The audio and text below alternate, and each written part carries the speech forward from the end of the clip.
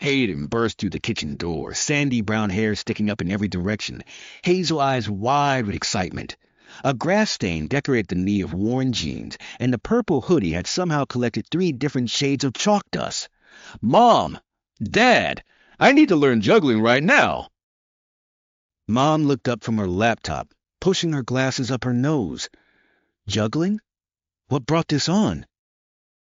The spring talent show is in 2 weeks, and everyone's doing something amazing. Marcus can play guitar, Sofia's doing magic tricks, and Jamie can walk on stilts. The words tumbled out faster and faster. I don't have any special talent. Dad set down his coffee mug, tiny wisps of steam still curling upward. 2 weeks is plenty of time to learn something new. What made you choose juggling?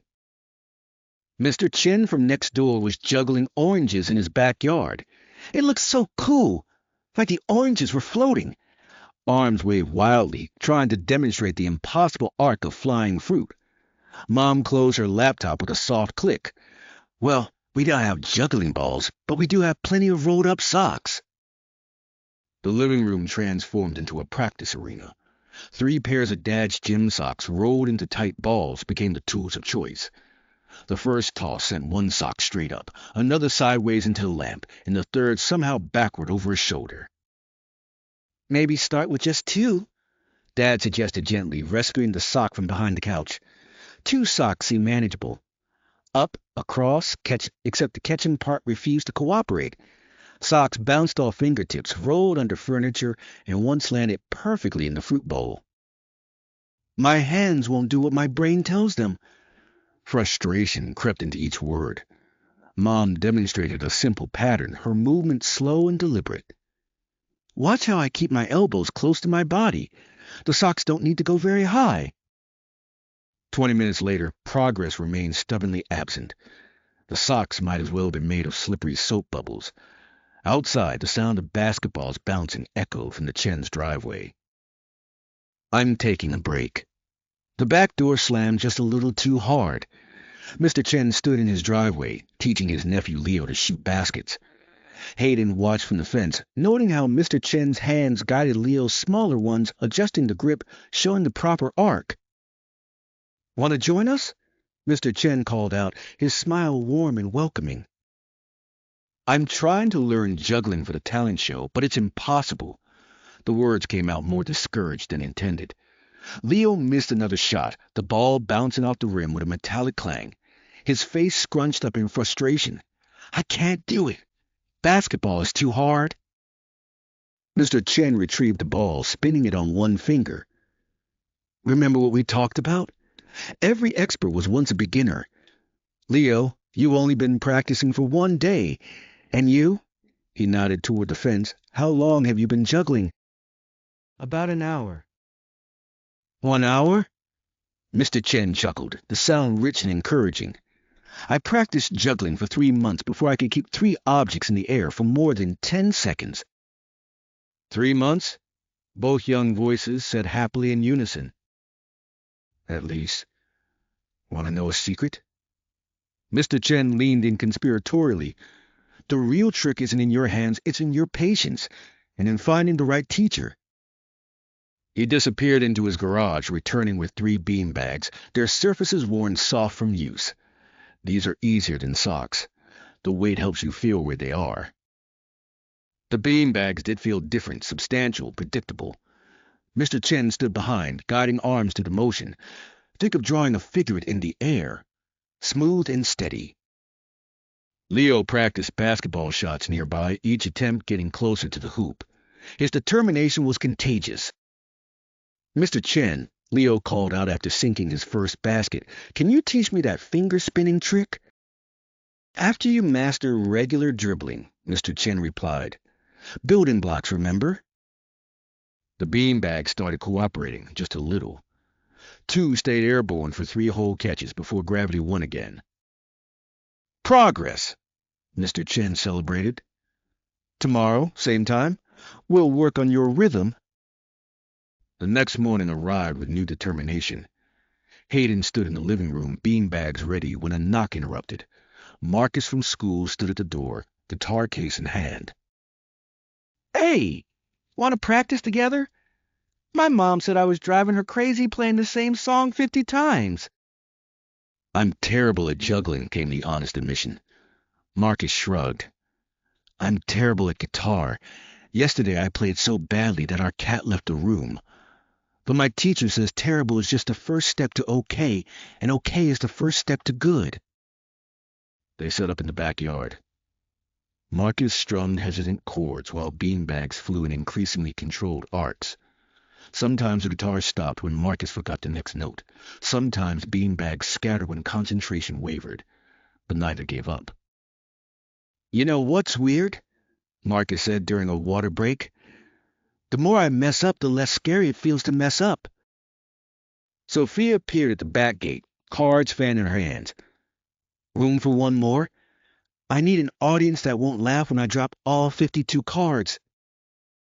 The backyard became a circus of learning. Cards scattered like confetti. Guitar strings buzzed with missed notes. Beanbags thumped on the grass. But laughter replaced frustration, and encouragement flowed freely.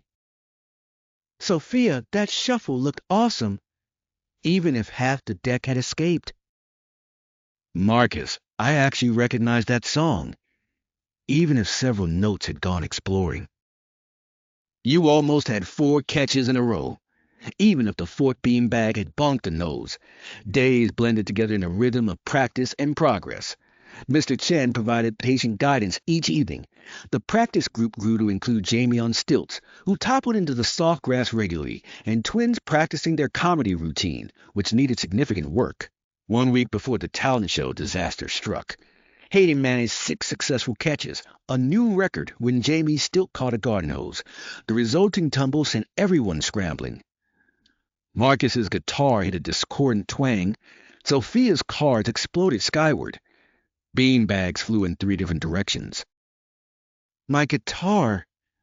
Marcus cradled the instrument, finding a new scratch across its surface. My cards are all muddy. Sofia gathered soggy queens and jacks. Jamie sat in the grass, one stilt bent at an odd angle. I broke it. I can't be in the talent show now.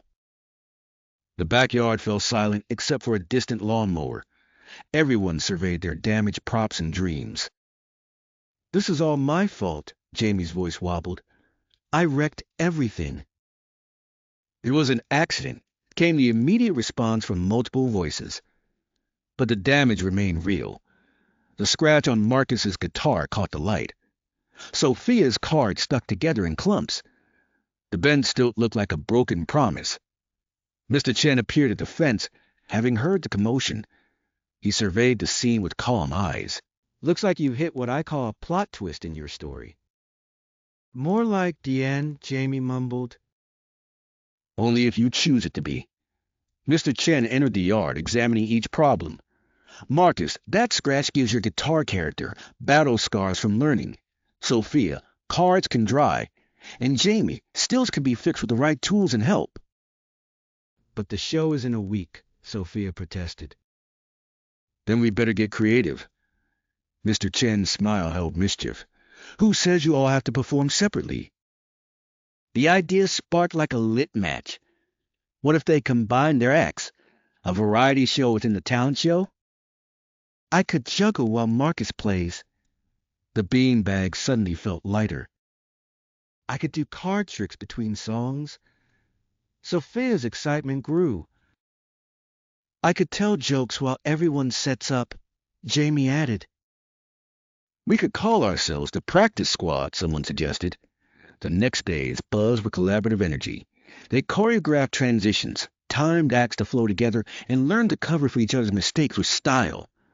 When a beanbag dropped, Sofia would magically produce a card from thin air. When Marcus forgot a chord, Jamie would crack a perfectly timed joke. The night before the talent show, nervous energy filled the air. Hayden sat in the quiet living room, beanbags resting in sweaty palms. Mom peeked in. Ready for tomorrow? What if I drop everything? What if everyone laughs? Mom sat close, her presence comforting. What if you don't? What if they cheer? But more importantly, what have you already gained regardless of tomorrow? The question required thought. New friends, patient neighbors. The knowledge that 3 months of practice made more sense than 3 days of panic. The discovery that falling was just part of rising. I learned that being terrible at something can actually be fun if you're terrible together. Mom's laugh filled the room. That might be the wisest thing I've heard all week. The spring talent show arrived with a buzz of excitement. The auditorium smelled of floor polish and nervous energy. Parents filled rows of squeaky seats while performers clustered backstage in various states of readiness. The practice squad huddled together, a tangle of props and encouragement. Marcus's guitar board scratched proudly. Sofia's cards, wrinkled but functional, shuffled with practiced ease. Jamie's repaired stilt stood tall thanks to Mr. Chen's workshop skills. Whatever happens out there, Marcus said, this has been awesome. Group hug, Jamie said, and they collapsed into a giggling pile, careful of instruments and props. Their turn arrived with a flutter of stage lights. The announcer's voice boomed. Please welcome the practice squad. They took the stage as a unit, bowing together before taking positions. Hayden stood center stage, 3 beanbags waiting as Marcus strummed the opening chord. The first toss went up perfectly. And the second, the third. A smooth rhythm emerged, beanbags tracing figure eights in the air just as Mr. Chen had taught. The audience blurred in the background as focus narrowed to the simple pattern. Catch, toss, catch, toss. Marcus's music provided a steady beat. When one beanbag wobbled off course, Sofia stepped forward with a card flourish that drew attention while recovery happened. When Marcus stumbled over a chord change, Jamie's joke about musical hiccups earned genuine laughter. They moved through their routine like a well-oiled machine that squeaked in all the right places. Not perfect, but perfectly themselves.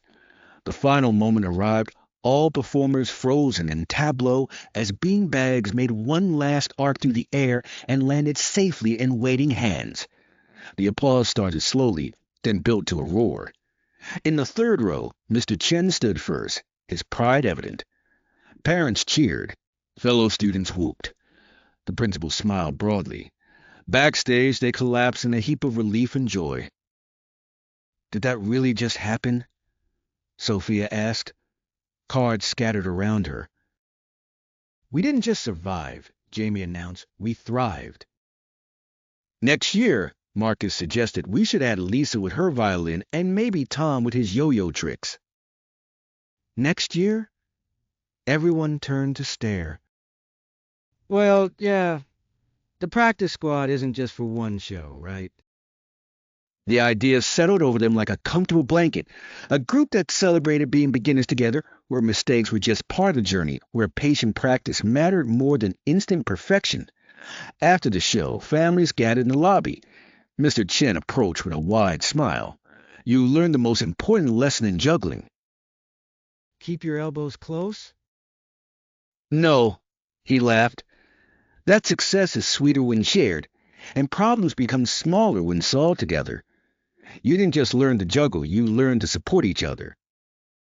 Mom and Dad appeared with flowers and proud smiles. We have a surprise at home, Dad said mysteriously. The surprise turned out to be a corner of the garage transformed into a practice space. Mirrors lined one wall, foam mats covered the floor, and a sign hung overhead. Practice squad headquarters, where being terrible is temporary. For your group practices, Mom explained. Mr. Chen helped us set it up. Standing in the new space, surrounded by friends who become a team, Hayden felt the weight of the beanbags in hand. They no longer felt like objects to conquer, but tools for connection. The talent show trophy would gather dust later, but the lessons learned would last far longer. Who wants to practice tomorrow? The question met with immediate enthusiasm. As everyone made plans and exchanged ideas for new skills to learn together, one truth became crystal clear. The greatest talent wasn't juggling or guitar, magic, or jokes. It was discovering that the journey mattered more than the destination, and that the best way to solve any problem was with patience, practice, and people who believed in you. The practice squad was just beginning, and that was the most exciting performance of all.